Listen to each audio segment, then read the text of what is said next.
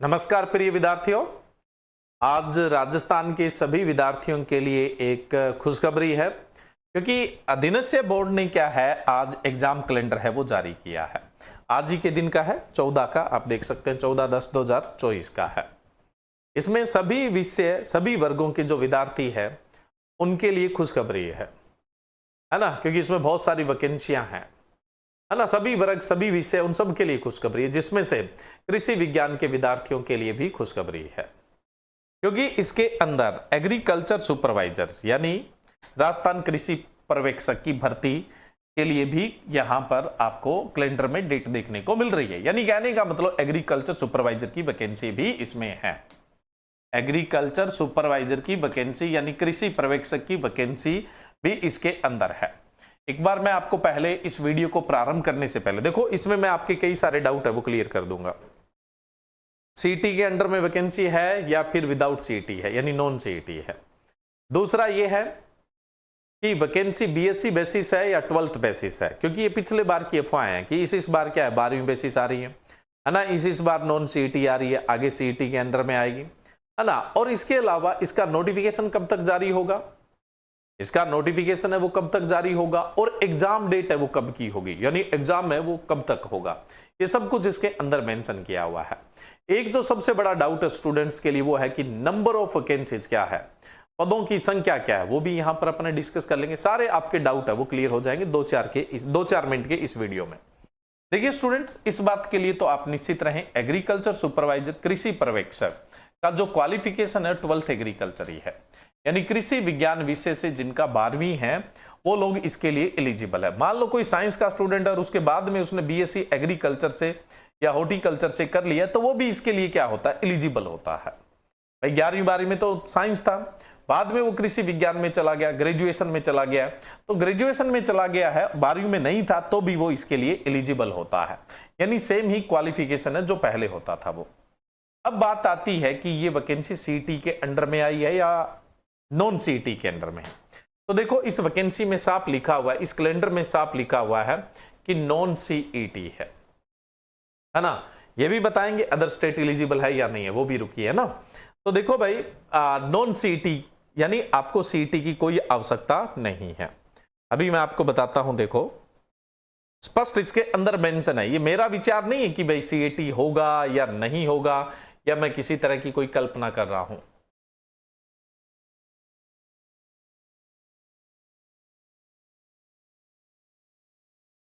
ये देखिए 66 नंबर पे कृषि पर्यवेक्षक सीधी भर्ती परीक्षा 2025, यानी इसका मतलब है आपकी वैकेंसी 2025 में आएगी, नॉन सीईटी के अंडर में आएगी, सीईटी का कोई लेना देना नहीं है ना। संभावित परीक्षा दिनांक है वो 25/1/2026, 2026 की बात है। आज आप 2024 में जी रहे हैं, फिर अगला साल है 2025 का।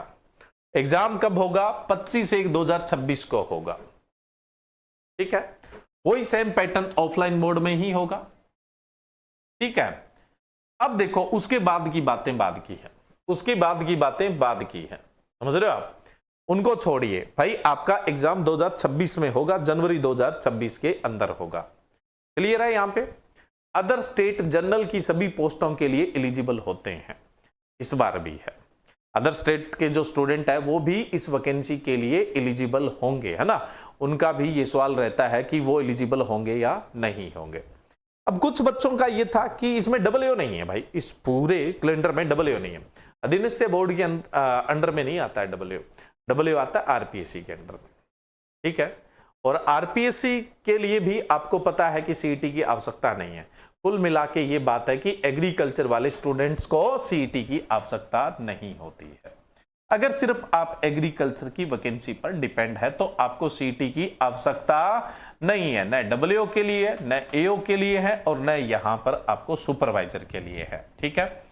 12th बेस वैकेंसी है, सेम उसी फॉर्मेट में ये वैकेंसी आनी है, सीईटी की कोई आवश्यकता नहीं है यहां पे। अब देखो स्टूडेंट, बात ये है, ये हम है कोचिंग वाले लोग, है ना, बस लग जाओ जुट जाओ, अंतिम बार अंतिम प्रहार, ये वो बैच, है ना। ये पेपर है जनवरी 2026 के अंदर है। अभी दीपावली का फेस्टिवल है, एंजॉय करिए, है ना। घर पे साफ सफाई करवाइए, अच्छी मिठाइयाँ बनाइए, अच्छी मिठाइयाँ खाए, प्रेम प्यार बांटिए, है ना। दीपावली के बाद ही अपनी तैयारी को प्रारंभ कर दीजिए, कोई दिक्कत नहीं है। अभी पढ़ रहे हैं तो पढ़िए, लेकिन बिल्कुल भी भागा दौड़ करने की कोशिश ना करें। जी वैकेंसी आ गई, बस आज से ही जुट जाते हैं, ये कर जाते हैं, वो कर जाते हैं। ठीक है, दीपावली के बाद ऑफलाइन बैच भी स्टार्ट होंगे, ऑनलाइन बैच भी स्टार्ट होंगे, जिनकी सूचना आपको दे दी जाएगी जल्दी 1-2 दिन के अंदर, है ना। तो भाई सर ये पुराना बैच ले लें क्या, इसको एक्सेस कर लें, बिल्कुल नए बैच स्टार्ट होंगे, जीरो से स्टार्ट होंगे, जस्ट दीपावली के बाद स्टार्ट होंगे, उनको ज्वाइन करिए, है ना। ऑफलाइन भी तभी से आप लोग आना स्टार्ट करिए। अभी दीपावली का एंजॉय करिए ना, ये जनवरी 2025 में पेपर नहीं है, ये जनवरी 2026 में है। उतना टाइम आप लोगों के पास सफिशिएंट है, सफिशिएंट नहीं, बहुत सफिशिएंट है।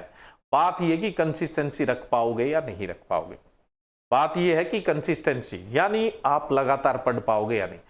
आज से भी आप लग जाएं या दीपावली के बाद से भी लग जाएं, मैं कहता हूं ईमानदारी से 2 घंटे भी आप डेली पढ़ते रहे ना, तो सुपरवाइजर को आप फाइट कर जाओगे। 2 घंटे, कंसिस्टेंसी ब्रेक नहीं होनी चाहिए, कंसिस्टेंसी ब्रेक नहीं होनी चाहिए। तो न्यू बैच कब चलेंगे, है ना, या उनपे क्या कुछ है भाई, ऑफलाइन कब चलेंगे, ऑनलाइन कब चलेंगे, मैं आपको क्लियर कर देता हूं। दीपावली बाद चलेंगे, दीपावली से पहले नहीं चलाए जाएंगे, ठीक है।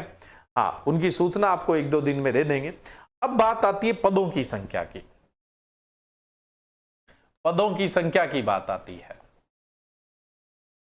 अभी ये क्वेश्चन मार्क है, अभी ये क्वेश्चन मार्क है। कोई बोल रहा है 250 पद है, कोई बोल रहा है 1150 पद है, कोई बोल रहा है 1450 पद है।